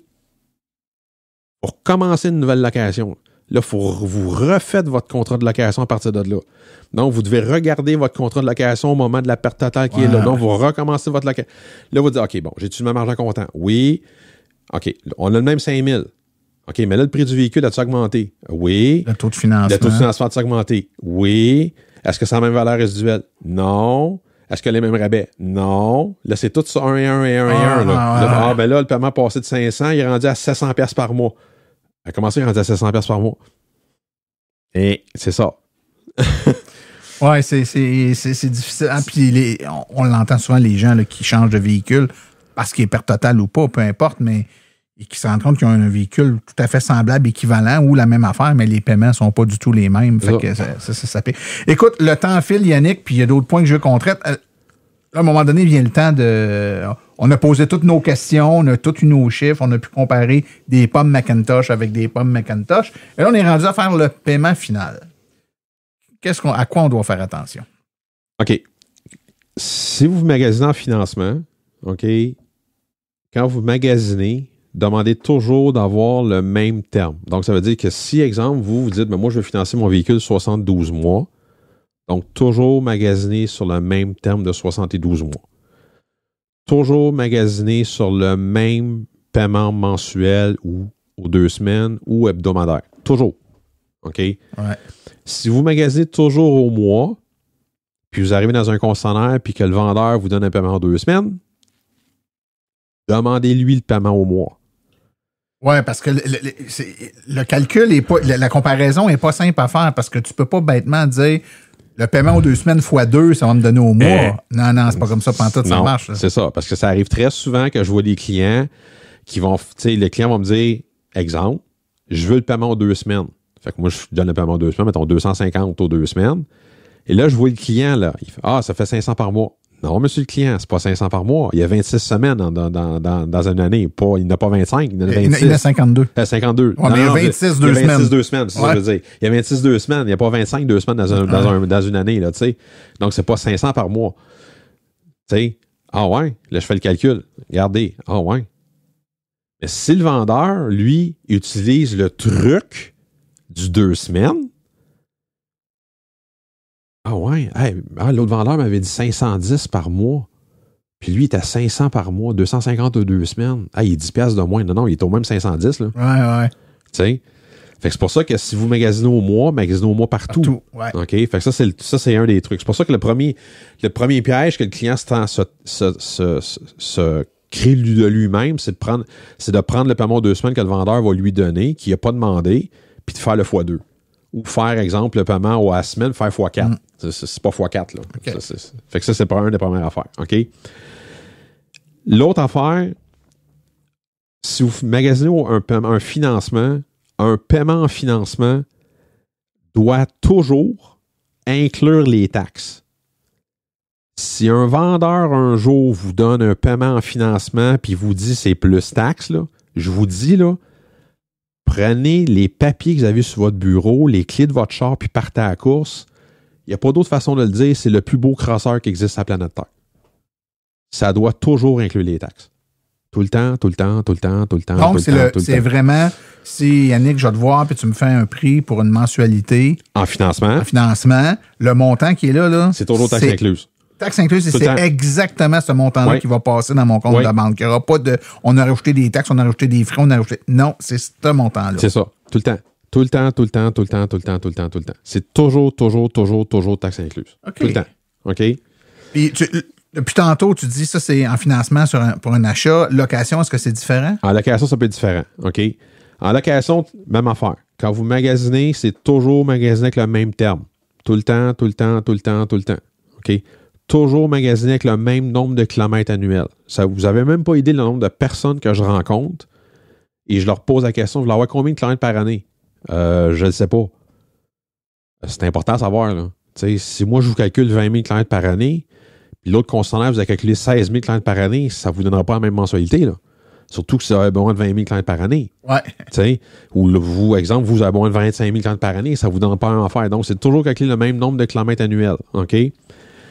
L'autre chose qui est importante aussi, c'est le paiement qu'il va vous donner. En location, est-ce que c'est un paiement qui est taxe incluse ou c'est un paiement qui est plus taxe? Parce que là, ça peut différer en le paiement de location. OK? Parce que techniquement parlant, un concessionnaire vous vend un véhicule plus taxe. Si le concessionnaire vous dit le paiement, c'est 300$, c'est plus les taxes. Parce que sur votre contrat de location, même si c'est marqué, exemple, je ne sais pas calculatrice sur le nez, là, mettons 300$ plus les taxes, je ne veux pas un chiffre exact, là, peu importe le montant, 345, on peut à peu près. OK? Si dans votre contrat de location, pendant votre contrat de location de 4 ans, un des deux paliers de gouvernement augmenterait ou baisserait les taxes, votre paiement taxe incluse va changer. Ouais. OK? Il n'y a pas personne qui sait ça, là. OK, oui, il sait. En général, quand les taxes baissent, il n'y a personne qui vous appelle dans les concessions, puis quand les taxes augmentent, tout le monde nous appelle. Ouais. C'est rare que ça change les taxes, mais ça change. Ça a déjà changé. Ouais. OK? Mais c'est pour ça qu'il y a des concessionnaires qui vont se mettre à jouer avec le plus taxe ou taxe incluse. Moi, je donne toujours le paiement taxe incluse, à moins que le client en face de moi soit une compagnie. Si c'est une compagnie, parce que lui, il récupère ses taxes, là, je vais lui dire c'est plus taxe. OK? C'est là qu'on va jouer. En location, c'est de poser la question aussi, au moment quand vous allez chez votre véhicule, qu'est-ce que vous devez payer? Est-ce que vous devez payer un premier versement? Est-ce que vous devez payer l'immatriculation, etc.? C'est de poser la question, quel est le montant que vous devez apporter à la livraison? Oui, c'est ça, parce qu'il y a souvent un paiement upfront. C'est-à-dire que tu ne fais pas ton premier paiement après que tu aies utilisé le véhicule pendant un mois, tu payes déjà avant de commencer. Sur une location, vous payez pour le mois que vous allez faire. En financement, vous payez pour le mois que vous avez fait. C'est ça la différence entre les deux. Fait que c'est ça. Donc, c'est de poser la question. Des fois, vous allez avoir des compagnies qui vont faire des dépôts de sécurité. C'est de poser la question aussi à qu'est-ce que vous devez payer à la livraison. Fait que c'est des affaires comme ça. Si vous faites un paiement comptant, ça arrive encore aujourd'hui, mais c'est plutôt rare, c'est 5% du monde, c'est de poser la question. Comment vous devez apporter à la livraison? Oui, là, ça veut dire que la personne arrive avec un 50, 60, 75 000. C'est-tu un chèque visé? C'est un prêt bancaire? C'est-tu un montant? Tous les montants que vous devez verser à la livraison. Oui, ce montant-là, c'est 50 000 que vous devez m'apporter. La seule chose qui n'est pas incluse dans ce montant-là, c'est le coût d'immatriculation, monsieur le client. C'est toutes des choses à faire. Plus vous allez poser de questions, moins vous allez avoir de surprises à la livraison. Okay. C'est d'éviter d'avoir des surprises à la livraison de votre véhicule. Tu sais, d'arriver, on vous a pas dit, mais il y a un frais de 500$ de frais d'administration de ci puis de ça. Mais vous arrivez à la livraison, vous avez une affaire de même, là. OK? Puis, ce que je vous dis là, ça, c'est arrivé à mon père en 1995 quand il est allé chercher un de ses chars. Je vendais pas de char à l'époque encore. Mon père est allé chercher un de ses chars. Il y avait un frais de 695$ quand il était allé chez son véhicule. Okay? Mon père, quand il a acheté ce véhicule-là, il avait un mal de tête carabiné. Assez que mon père, quand il avait des migraines, il en vomissait. Il a pris le char pareil. il a payé 695$ de plus, puis il a pris le char pareil. Demandez-moi s'il retourne voir ce concessionnaire-là par après. Non. C'est pas vous donner une idée, là. Ça date pas de même d'hier, là, d'un matin ou ça fait des années que ça existe des affaires comme ça, des concessionnaires qui font ça. Plus vous allez poser de questions, moins vous allez avoir des surprises en même à votre livraison. Fait que c'est correct de poser des questions quand on magasine un auto, puis les vendeurs doivent s'attendre, les conseillers doivent s'attendre à se faire poser des questions.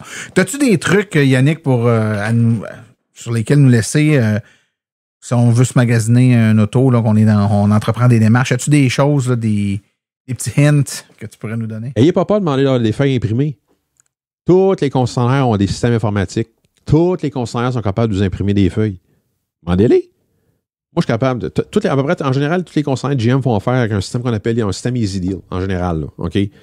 Ça, c'est notre système informatique qu'on utilise pour calculer des prix. OK? Je suis capable d'imprimer une feuille avec le client. Tout est marqué sur la feuille. Le PDSF, les rabais, le paiement avec les taxes. Tout est marqué dessus.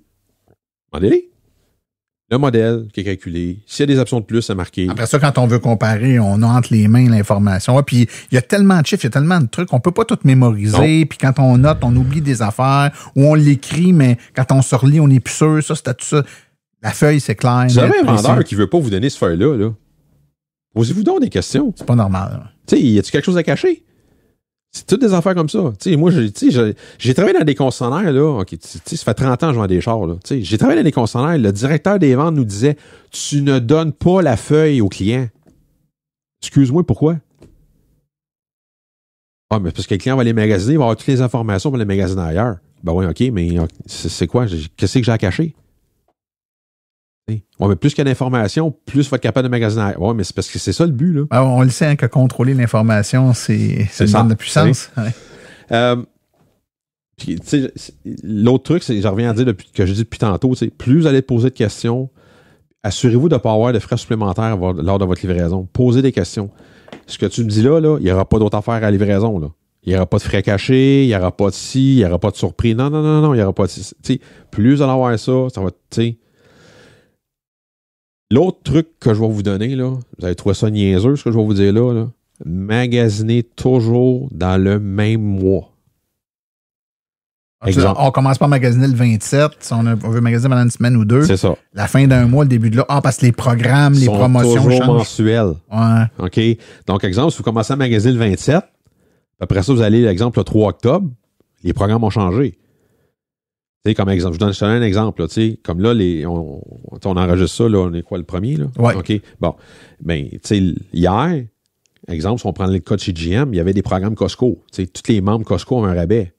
Aujourd'hui, le 1er octobre, il n'est plus là, le rabais, là. Fait que le gars qui a magasiné hier, il n'y a plus le même prix. Il n'y a plus le même prix. Tu sais, le gars qui a magasiné hier, qui voulait financer sur 84 mois, le taux d'intérêt est à 2,49. À matin, il est à 0%. Il n'y a plus le même prix. C'est pour ça, quand vous magasinez toujours dans le même mois. Et Yannick, je te pose une question. Le taux d'intérêt a baissé. Hein? Est-ce que le prix, le PDSF a augmenté? Parce que souvent, on nous dit, c'est pas vrai, quand les taux d'intérêt baissent, ils font la même argent, ils montent le prix de l'auto. Toujours pareil avec le PDSF. Le PDSF peut monter dans une année parce qu'il y a une augmentation de prix, mais ça va être une augmentation de 100$, 150$. Donc, quand les taux d'intérêt passent de 2,5% ou de 3% à 0, il y a vraiment une baisse réelle et tangible pour le consommateur sur sa mensualité. Le PDSF ne monte pas.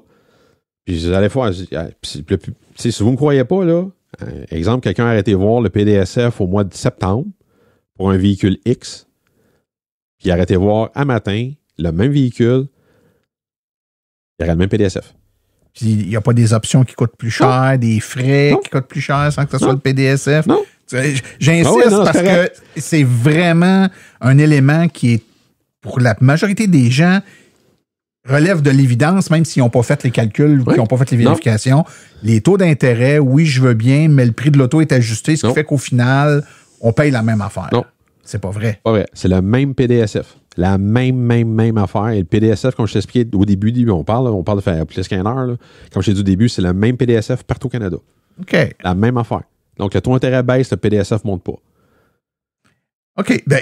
Puis je comprends que quand tu fais ça, c'est qu'il y a certains modèles de voitures pour lesquels tu baisses le taux d'intérêt.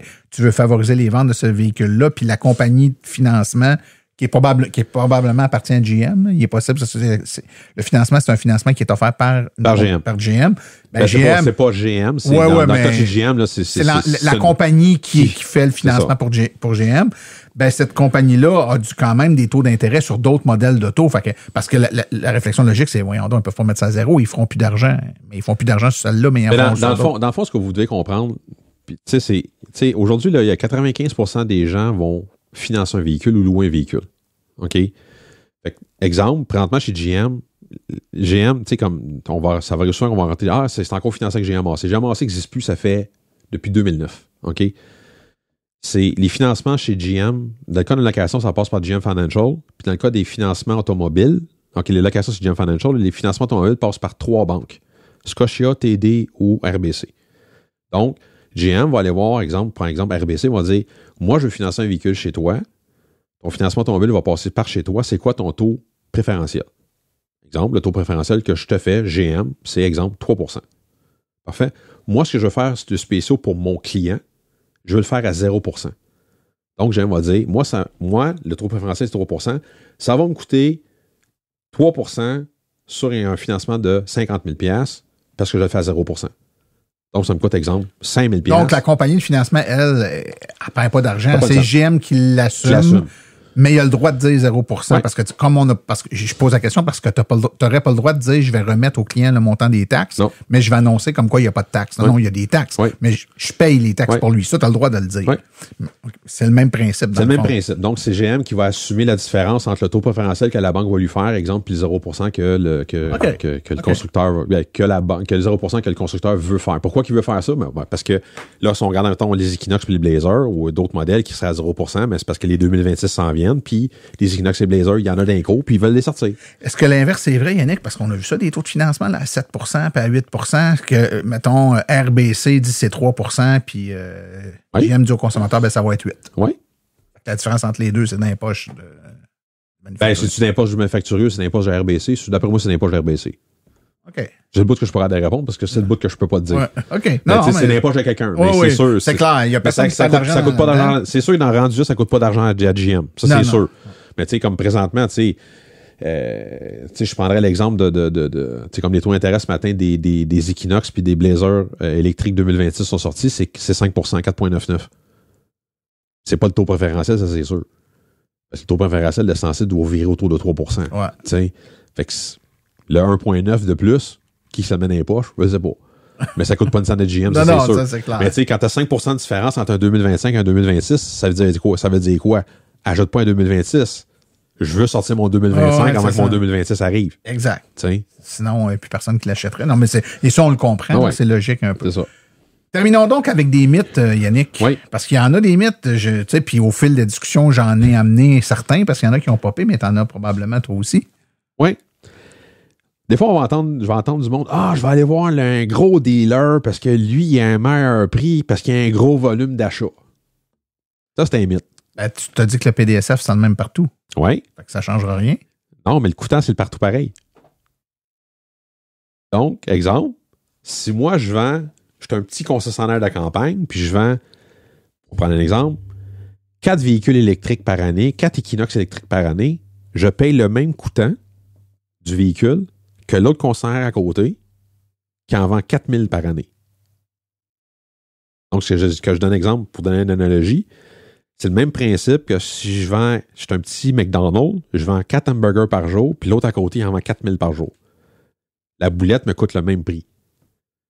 Puis le consommateur paye le même prix aussi. Donc, c'est le même coûtant en bout de ligne. Donc, il n'y a pas d'avantage à aller voir un très, très gros, une chaîne en disant, lui, il en achète 10 fois. Il peut avoir peut-être plus de modèles disponibles. Il va y avoir plus de modèles disponibles, mais il ne faut pas oublier en faire. C'est pour revenir avec l'annonce j'oublie l'annonce il y a un ameublement RD, pas le nommer, là, qui disait, quand tu arrives dans un gros dealer, puis il y a le gros showroom, puis du marbre à grandeur, tu le payes le marbre, là. Ouais, c'est ça, c'est ça. Il y a quelqu'un quelque part, tu vas le payer, là, fait que, mais des fois, on va dire, je vais aller voir tel concessionnaire, c'est un gros dealer. Le coûtant est le même partout pareil. Donc, exemple, si la marge bénéficiaire sur un véhicule X, est 2 000 $, puis l'autre, baisse le prix de 5 000, ça se peut pas. Il peut pas perdre 3 000 $ du char, là. Ça se peut pas. Il y a quelque chose qui marche pas, là. Donc, ça revient au PDSF à la base. C'est-tu le même char? Et si c'est pas le même char à la base, il y a quelque chose qui marche pas. Donc, c'est le même coûtant à la base. Et quelques milliers de dollars pour des options, c'est pas rare. Non, c'est facile que tu disais, dans les deux cas, c'est un Equinox EV. Oui, mais attends une minute. Moi, j'ai calculé le groupe d'options numéro 2. Y a-tu calculé le groupe d'options numéro 2? Parce que le groupe d'options numéro 2, c'est 3700 $. Là. Ouais. Tu sais, il y a 3700 $ de moins. Vous avez votre réponse. Et voilà. Ouais. Ah, OK, je sais pas. Mais c'est important de savoir, monsieur le client. T'sais. Donc, pas d'avantage d'aller voir un gros concessionnaire plutôt qu'un petit. Ça change rien. C'est le même coûtant. Ouais. L'autre affaire qu'on va voir souvent, de ce temps-ci, on voit ça un peu moins souvent, mais ça a été populaire bien des années. Là, c'est ce que des fois, vous allez voir souvent, OK, on voit ça souvent en ville, c'est les fameuses ventes privées. OK? Des fois, vous allez vous faire appeler par votre concessionnaire, on va dire, on fait une vente privée, c'est une vente privée par le fabricant. On a un événement. On a un événement privé pour le fabricant, OK? On a des gens du fabricant qui sont ici pour vous faire des rabais de plus, etc. Les rabais de plus, là, pour un concessionnaire, un événement particulier X, là, ça n'existe pas. Et puis, j'en ai eu des appels pour ça, moi. Ça n'existe pas, là. OK? Pas pour mon Chevrolet, par contre. Non. je sais à le dire. On fait pas ça. Mais pour d'autres voitures que j'ai eues, ça m'est arrivé qu'on me dise, vous avez toujours tel modèle de voiture. Oui, le manufacturier organise une soirée spéciale. C'est sur invitation. Il va avoir un café, cocktail, le kit, là. Ça n'existe pas. Ça, c'est générer un moment pour amener des clients. C'est générer un moment pour amener des clients, puis le constructeur ne fera pas des rabais de plus pour un concessionnaire Y dans un événement précis X. Parce que ça va à l'encontre de toutes les ententes de franchisés. Donc, je dis, exemple, je ne peux pas donner un rabais, exemple, de 500 $ à Martin Automobile, puis Yannick Automobile, qui est à 10 km à côté, lui, il n'a pas droit à son même 500 $. Là. Comprends-tu? Oui, non, ça va à l'encontre de toutes les ententes de franchisés. Si je donne 500 $ de rabais à Martin Automobile, il faut que je donne 500 $ de rabais à Yannick Automobile. C'est même ça marche les ententes de franchisés. OK? Et les fameux cadeaux de vendeurs. Ça n'existe pas. OK? Quand j'ai des cadeaux de vendeurs, des fois, vous allez voir, monsieur le client, je vais vous donner les tailleurs d'hiver. Il ne vous donne rien, là. OK? Parce que je vais vous donner un exemple bien simple. OK? Vous allez comprendre ce que je m'en vais. Mettons que, Martin, tu rentres, tu es un bon client, je te donne les tailleurs d'hiver. Je te dis que je te donne les tailleurs d'hiver. Moi, là, dans ma transaction, là, quand je vais voir mon département des pièces, je vais voir mon directeur des pièces, puis je dis, faut que tu me donnes les tailleurs d'hiver. La première chose qu'il va me dire, Yannick, qui paye pour ça? C'est quoi ton numéro d'inventaire? Je vais dire, c'est tel numéro d'inventaire. Parfait, je cherchais à qui? Ben non, tu peux pas me les charger. Je les ai donnés. Ben, attends une minute, je vais appeler Bridgestone pour savoir s'ils vont me les donner. Il va appeler Bridgestone va dire, t'es-tu malade ou faut que je les charge? Il y a quelqu'un quelque part qui va les payer les tailleurs, là. C'est pas Bridgestone, c'est pas mon département des pièces qui vont me les payer. Il y a quelqu'un quelque part qui va les payer. Donc, ma réflexion, je connais pas ça, c'est vous faites 2000 de profit sur le char, vous allez enlever le prix des tailleurs. Le prix des tailleurs, je vais les enlever quelque part. Donc, dans ma marge bénéficiaire de mon véhicule, exemple, si les pneus me coûtent 1000 $, dans ma marge bénéficiaire, il faut que je prenne 1000 $ pour payer les pneus. Donc, soit que je vous enlève 1000 $ sur le prix de vente du véhicule, ou je vous donne les pneus qui coûtent 1000. C'est un ou l'autre. Fait que les cadeaux de vendeur, là, ça n'existe pas. Oui, mais au final, je vais quand même avoir des pneus puis ça n'a rien changé sur mon prix. Oui, mais si je te charge les pneus de 1000 $ puis je t'enlève 1000 $ sur le prix de char, t'es-tu payé, tailleur? T'es pas plus payé? Non. Non, je comprends. Donc, mais c'est jouer avec... C'est ça. Là où c'est joué, où c'est pas vrai, c'est que c'est pas vrai que tu m'as donné les tailleurs. En fait, c'est que tu as baissé... Je les ai inclus dans la transaction. C'est ça. Donc, mais tu les as payés. Oui, exactement. Je les ai payés, mais tu m'as baissé le prix de d'autres choses pour que je sois capable de les payer pour le même prix. C'est ça. Mais comme je dis, les cadeaux de vendeurs, ça n'existe pas. Fait qu'à la limite, mettons que les tailleurs valent 1000 $, on aurait pu s'entendre dire, je sais comment ça marche, Yannick, là. J'ai écouté le podcast Silence on roule où tu as tout expliqué ça. Fait qu'on va se sauver du temps. J'ai pas besoin des pneus. Enlève-moi tout de suite le 1000 $ sur le prix du char. Bingo. Puis pour toi, au final, ça revient au même. Bingo. C'est ça. Tu sais, des fois, ça va arriver. Moi, ça va arriver dans ce site, là, comme, tu sais, bon, moi, je vais dire au client, là, comme on a fait ça au mois de septembre chez Bourgeois, là, on disait au client, je disais au client, monsieur le client, j'ai un rabais de site, je rabais de 1000$. Soit j'enlève 1000 sur le char, ou vous prenez un accessoire aux pièces, puis je vous enlève 1000$ dessus. Qu'est-ce que vous voulez? Ah, enlève 1000$ sur le char. OK. Voilà. C'est tout. Ah, mais parler de cadeaux, ça donne l'impression que. Ah, t'étais un bon gars, moi. Je fais quelque chose pour toi. Hey, mon chum, m'a fait de quoi pour toi. Ouais. Puis on le sait, c'est. Un chum, c'est un chum. Ouais, ben tu sais, dans de la vente, l'espèce de lien de confiance. C'est ça. Mais comme je te dis, c'est une façon de le présenter, mais. Tu sais, moi, comme je dis au client, quand tu expliques au client, c'est lui qui prend la décision, tout va bien aller. Monsieur le client, 1000 ou 1000 ses accessoires, qu'est-ce que vous voulez avoir? Ah, donne-moi 1000 sur le char, c'est correct. Il a décidé. Ah, tout à fait. T'sais? Fait que ça n'a pas fait un cadeau, mais c'est un cadeau, mais c'est lui qui a décidé qu'est-ce qu'il voulait avoir comme cadeau. T'sais? Et comme je te dis, les cadeaux de vendeurs, ça n'a jamais existé. Comment on finit ça, mon Yannick? Moi, ce que je vous dirais aussi, quand vous magasinez un véhicule, posez des questions par rapport au service après-vente. Allez voir en ligne le service après-vente. Parce que moi, ce que j'explique souvent aux clients, c'est le prix que vous allez magasiner, là, tu sais, des fois, entre concessionnaires, vous allez peut-être sauver une coupe de 100$. OK? Sur un paiement mensuel, ça va être une coupe de piastres, tu sais, 10$ par mois. Mais avec la lumière de ce qu'on parle depuis maintenant 1h15, là, peu importe où je vais aller, pour la même affaire, je vais sensiblement, là, à moins qu'un concessionnaire décide de baisser un peu sa marge bénéficiaire, puis étant donné qu'elle n'est pas si grosse que ça, la marge bénéficiaire, fait qu'il ne peut pas m'enlever 10 000 sur le char, là, sensiblement, je vais payer la même affaire. Sensiblement, oui.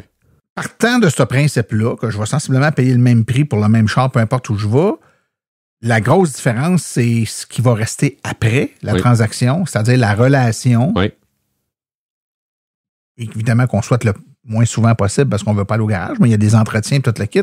Ça, on est pris avec ça pendant plusieurs années. Oui. Moi, je te parle par expérience, Yannick. Pour moi, c'est là la différence. Oui. Elle est vraiment là. Moi, comme je le dis souvent, là, le prix que vous allez avoir, vous allez vous négocier. Là. Le prix, là, il dure. Excusez-moi, là, parce que des fois, le monde, quand je dis ça, des fois, le monde prend ça croche. Là. Votre prix va durer 2 secondes. Une fois par mois, à chaque fois que le paiement passe dans votre compte. C'est la différence, exemple, de 4$ de moins par mois pendant 72 mois. Exemple. Sauf que le service que vous allez avoir après, là, lui, va durer tout le temps que vous allez avoir votre char. Si vous avez un problème avec votre véhicule, là, moi, ce que j'ai tout dit à mes clients, là, dans le temps quand je vendais des chars à essence, là, si vous rentrez dans le showroom, là, je n'irai pas me cacher dans les toilettes si vous avez un problème avec votre véhicule. Je vais vous écouter, mais on va essayer de trouver une solution. OK? Si vous avez un problème avec votre véhicule électrique, on va essayer de trouver une solution. C'est cette relation-là que vous allez avoir qui est importante à trouver. Tu sais, si vous avez un véhicule électrique, est-ce que le concessionnaire va vous prêter un véhicule de courtoisie électrique? Vous allez avoir un véhicule à essence. Comprenez-vous? C'est des affaires comme ça que vous devriez poser à votre concessionnaire. Et plusieurs se plaignent de ne pas avoir ce service-là. On le voit sur les réseaux sociaux. Oui. C'est normal. Ça fait la pièce est back-order. L'auto, ils vont en garder pendant un mois. Moi, pendant ce mois-là, j'ai une voiture à essence. Ils vont-tu payer l'essence? Moi, j'ai une auto électrique pour plus mettre d'essence. C'est ça. J'ai plus mon auto électrique. En plus, je suis obligé de payer je paye l'auto que je ne peux pas utiliser parce que les paiements n'arrêtent pas quand l'auto est au garage. Hein? En plus, là, je suis obligé de payer de l'essence. C'est ça. Ça se valide, ce genre de truc-là. C'est des choses qui vont se valider. Tu sais, un exemple bien niaiseux, tu sais, je vais pas faire... je vais faire la publicité pour Bourgeois, là, tant qu'à être titre, là. Tu sais, nous autres, dans un rayon de 200 km de la bâtisse, tant si longtemps que la voiture est sous garantie ou que je suis capable de passer la pièce sous garantie pour la réparation, j'ai un service de voiturier. Je vais porter une voiture de courtoisie au client, je ramène sa voiture au concessionnaire, je retourne la voiture un coup réparée, ça coûte 0 au client. 200 km de la bâtisse. Et quand le client me dit, Yannick, moi, mais t'es loin du dealer. Excuse-moi, là. Je t'ai pas demandé de te déplacer encore. Là. À partir de Radon, je me rends à Québec. T'as aucune raison de me dire que le concessionnaire est loin. Là. Je t'ai pas demandé de te déplacer si ton véhicule t'en panne. Là. Puis 90% du temps, j'ai toujours une voiture de courtoisie électrique. 90% du temps. Si pour une raison X, Y, Z, j'ai une voiture à essence, parce que je suis arrivé d'une journée que j'en avais pas, mais la journée, je vais avoir une voiture électrique, je vais aller te porter une voiture électrique avec un voiturier, puis je vais ramener ta voiture à essence, puis je vais te dire, garde tes factures de gaz, je vais t'être remboursé. Mais ça, c'est du service après-vente qu'on devrait poser comme question. Oui, tout à fait. Tu comprends-tu? Oui. Puis la qualité puis le lien de confiance. Moi, je pourrais te nommer un paquet de personnes dans mon entourage qui achètent depuis des décennies dans le même concessionnaire parce qu'ils ont confiance au concessionnaire, ils ont toujours été bien servis. Ils n'ont pas toujours été heureux, égal de la voiture qu'ils ont achetée. Ceci dit, des fois, il y a des modèles, on fait un mauvais choix, ou trop ci, et passer ça, mais ils vont racheter encore ce concessionnaire-là parce qu'ils savent que c'est pas le concessionnaire qui les a mal dirigés, mal conseillés. Des fois, bon, on a le goût de s'acheter une auto, puis finalement, c'était peut-être pas celle-là qu'on aurait dû prendre. Mais ils sont bien servis, on les écoute. T'as pas l'impression de te faire bullshiter, t'as pas l'impression de te faire fourrer sur on a changé des pièces qui n'étaient pas changées. Tu sais, tout ça, là, ça vaut bien plus que la différence de prix à l'acquisition d'une voiture chez le concessionnaire X versus le concessionnaire Y. Oui, c'est ça. Tu sais, d'arriver, tu sais, comme ça, tu sais, le service, comme tu dis, c'est le service important. Tu sais, on a vu, là, je te donne un exemple, là, tu sais, des changements de liquide de refroidissement. Sur les réseaux sociaux, promenez-vous, là, tu sais, les changements de liquide de refroidissement, tu sais, on voit des concessionnaires qui chargent 700$ pour faire la job. Puis il y a d'autres concessionnaires qui chargent le vrai prix que ça devrait coûter 350-400$ pour faire la job. Et il y en a qui s'en mettent dans les poches. C'est ça. Mais c'est des affaires. Avant d'acheter votre véhicule, vérifiez sur les réseaux sociaux, posez des questions, exemple, sur des pages Facebook. Ben moi, je reste sur la Rive-Sud de Montréal, ou je reste sur la Rive-Nord de Montréal, ou y a-t-il un concessionnaire que vous me conseilleriez faire mon service après-vente pour mon véhicule? Vous allez le voir, ça va sortir. Il y a du monde qui vont vous dire « Ah, mais moi, je vais chez tel concessionnaire, je reste à 150 km du concessionnaire-là, puis je vois là pareil. » Pour le peu d'entretien. Il y a des raisons. Il y a des raisons, tu sais. C'est des affaires comme ça, tu sais. Puis, tu sais, pour boucler la boucle, parce que ça fait comme un heure et plus qu'on parle, 1h20 qu'on parle. Si vous avez un bon service avec votre vendeur quand vous parlez puis vous magasinez, là, tu sais, le vendeur vous a pris le temps, il vous a expliqué le char, il vous a montré le véhicule, il vous a fait essayer le véhicule. Dans certains cas, il vous a passé un véhicule pour la fin de semaine. Puis, pour une raison X, Y, Z, là, OK, le prix qu'il vous a fait, l'autre ailleurs, là, qui a pris 10 minutes pour vous sortir un prix, là, il est moins cher l'autre de 5$ par mois. Là. Ça vous coûte quoi d'appeler l'autre vendeur et de dire écoute, t'as été super fin, là. J'ai trouvé un autre prêt ailleurs. Là. Je te donne une deuxième chance. L'autre m'a fait ça à tel prix. Là. Peux-tu l'accoter? C'est ça une relation de confiance que vous allez avoir avec un vendeur. Oui, tout à fait. Puis si, en plus, tu as été satisfait du temps que le premier a mis à te montrer les affaires, tu te dis, ben regarde, moi, si je vais par le cœur, c'est avec toi que je vais. Ouais. Là, si j'ai 5$ ou j'ai 10$ de différence, je veux pas perdre la relation avec vous autres pour 10$. On est-tu capable de s'organiser? Ça revient à dire aussi, il ne faut pas vous oublier, c'est le même coûtant partout. Vous avez le même PDF. Ça revient à dire ce que je vous disais, là. Vous avez regardé, c'est le même PDSF.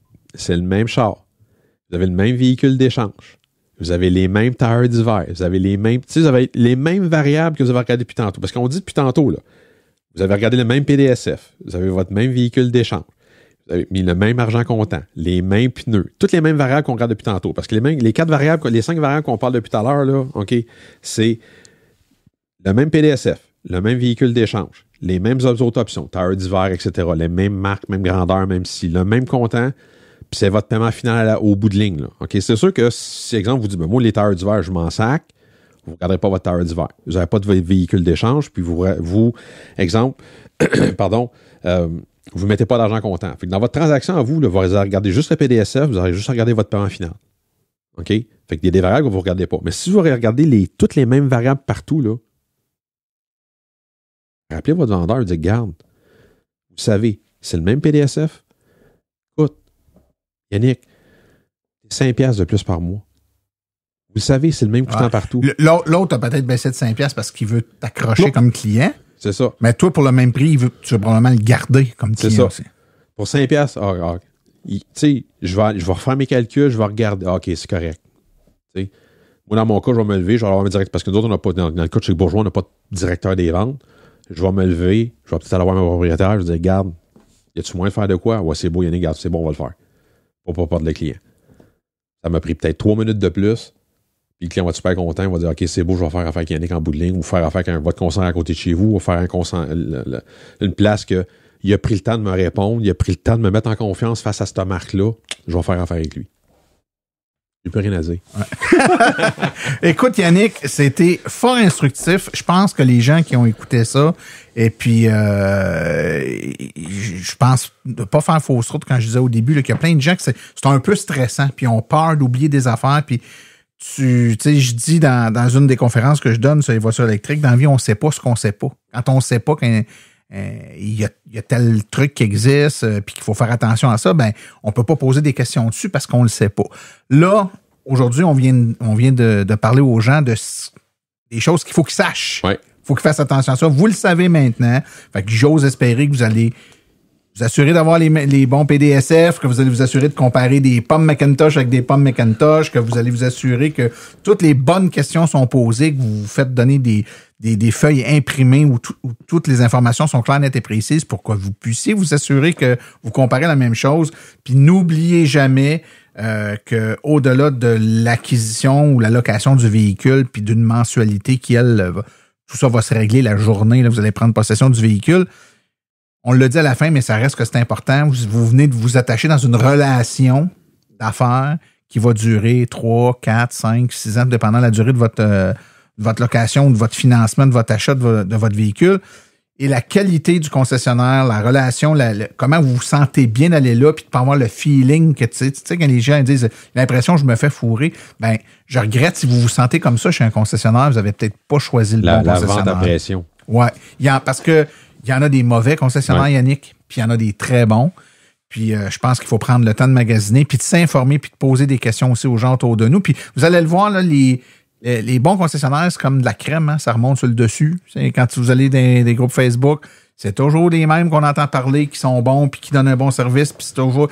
Puis t'en as une méchante gang dans le milieu qui sont corrects, puis t'en as une autre couche dans le fond. Si vous vous sentez, là, si vous allez à une place, vous vous sentez la vente à pression, là, vous vous sentez ah ouais, les deals, c'est là, ça finit, là.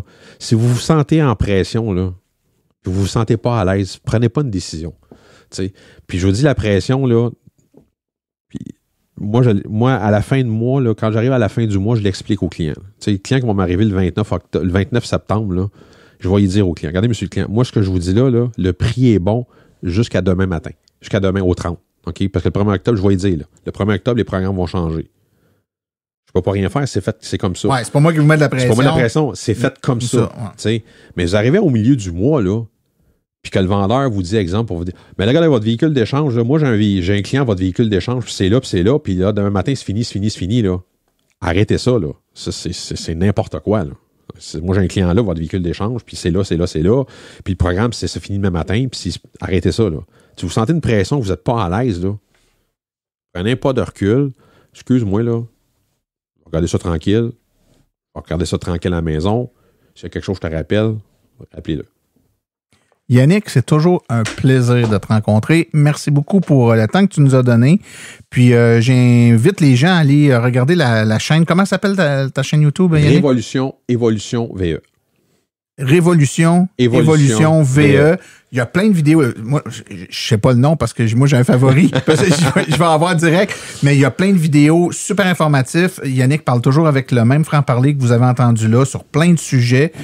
Donc, vous pouvez aller vous renseigner là-dessus. C'est pas l'objectif est de donner de l'information. Donc, c'est très informatif. Et puis, on espère que cet épisode-là aura permis ou vous permettra en tout cas de vous sentir à l'aise puis de faire les bonnes actions quand va venir le temps de magasiner votre véhicule. Yannick, à la prochaine. Merci, Martin.